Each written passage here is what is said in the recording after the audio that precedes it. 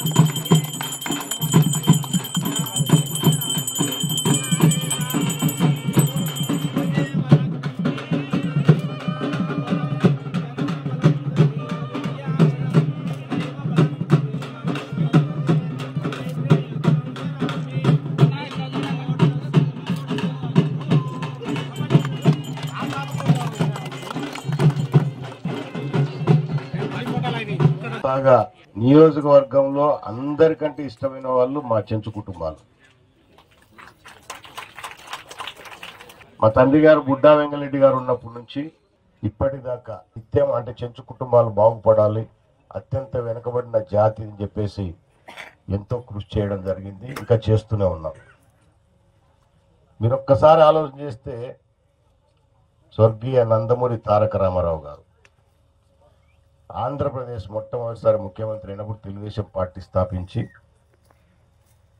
వెనకబడిన జాతులు ముందుకు తీసుకురావాలని ఆయన ముఖ్యంగా చెంచుల కోసం ఐటీడీఏ స్థాపించి ఎక్కడో అడవిలో కొండలలో ఉండే వాళ్ళందరినీ కూడా బయటికి తీసుకొచ్చి వాళ్ళని ఆర్థికంగా ఎదిగేటట్టు చేసి వాళ్ళ పిల్లలకు చదువులు చెప్పించి వాళ్ళంతా ఉన్నతమైన స్థానాలకు తీసుకురావాలని తపన పడిన పెద్ద మనిషి రామారావు గారు. అలాగే చంద్రబాబు నాయుడు గారు, మేము ఆఫీసర్లు అందరం కూడా మీకోసమే మీరు అవకాశం ఇచ్చినప్పుడంతా కష్టపడుతూ ఉన్నాం. ఈరోజు ప్రధానమంత్రి జన్మన్ యోజన కింద ఏదైతే మనకి కార్యక్రమాలు తీసుకొని కేంద్ర ప్రభుత్వం రాష్ట్ర ప్రభుత్వం కలిసి ఇంకా మీరు బాగుపడాలనే ఉద్దేశంతోనే, అంటే గతంలో కొట్టాల చెరువు మన గ్రామంలో కూడా మాకు హాస్పిటల్ ఇవ్వడం జరిగింది. అంటే వీళ్ళం ఆమె పేరు ఏం పేరు ఇందాక మాట్లాడినా లీలమ్మ ప్రధానంగా అటువంటి వాళ్ళకి 3-4 ఉండాలి పాతోళ్ళు.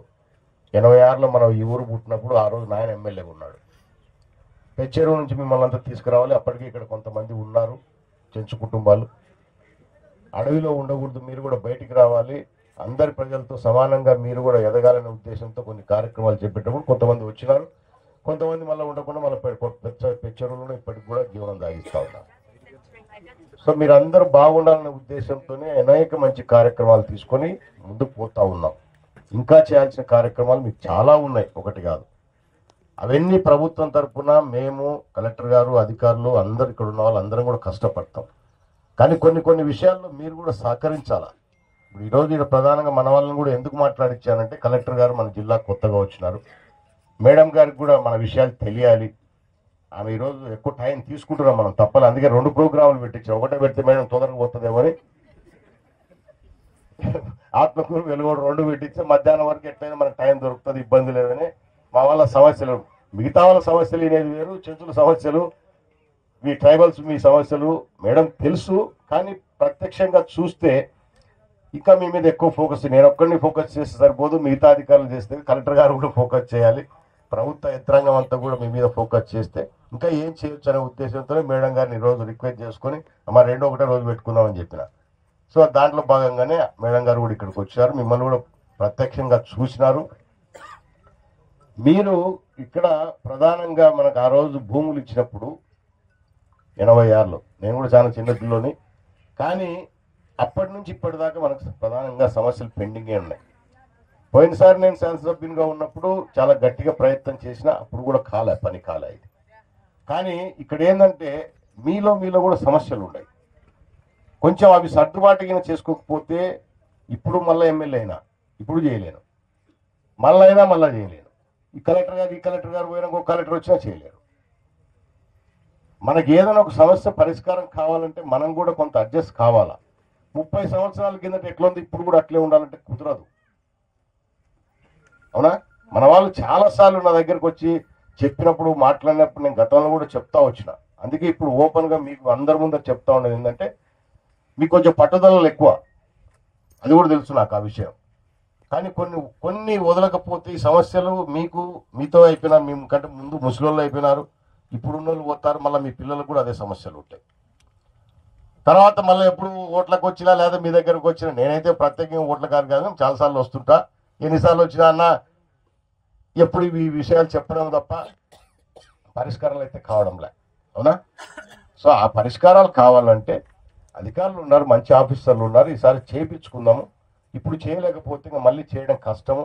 అందరూ ఒకటే రకమైన దృష్టి పెడతారనేది అనుకోవద్దండి. మానవత్వంతో ఆలోచన చేసే అధికారులు ఇప్పుడు ఉన్నారు బాగా. ఈరోజు ఈ హాస్టల్ వచ్చిందంటే సుధాకర్ రెడ్డి ప్రధాన కారకుడు, గుర్తుపెట్టుకోండి. నాకంటే కూడా చాలా కష్టపడినాడు పాపం. మన నియోజకవర్గంలోనే చెంచు హ్యాబిటేషన్స్ 48 గ్రామాలు ఉంటే మనకే 4 వచ్చినాయంటే అర్థమేమి? మన శ్రీశైలం నియోజకవర్గానికి సుధాకర్ రెడ్డికి, రఘురామరెడ్డికి, వీళ్ళకందరికీ కూడా ప్రత్యేకంగా ధన్యవాదాలు చెప్పాలి వాళ్ళు. సో ఇటువంటి చేయడానికి మంచి అధికారులు ఉన్నారు, కానీ మనం కూడా సహకరించకపోతే కొన్ని సమస్యలు పరిష్కారం కావు. చాలామంది నాయకులు అన్ని చేసేస్తాంలే చెప్తుంటారు. నేను ఏ రోజు చెప్పాలి, మన ఆయనకు లేదు, నాకు లేదు, ఎవరికి లేదు, ఉన్నది ఉన్నట్టు మాట్లాడడం, పోతున్నాడు. ఇది అవుతుందంటే అవుతుందిరా, కాదంటే కాదని చెప్పిపోతుంటాం, అంతే కదా. సో అది ఉంది కాబట్టి మీరు కూడా ఇన్నిసార్లు మమ్మల్ని అవకాశం ఇస్తున్నారు. 10 ఎలక్షన్లు పోటీ చేస్తే 6 సార్లు గెలిపించారు మా ప్రజలు మమ్మల్ని. అదే మా వాళ్ళకు కూడా నమ్మకం. ఏదంటే చేస్తామని చెప్తాం, కాదంటే కాదని చెప్పేస్తాం, మా మాట ఏమి ఉండదు.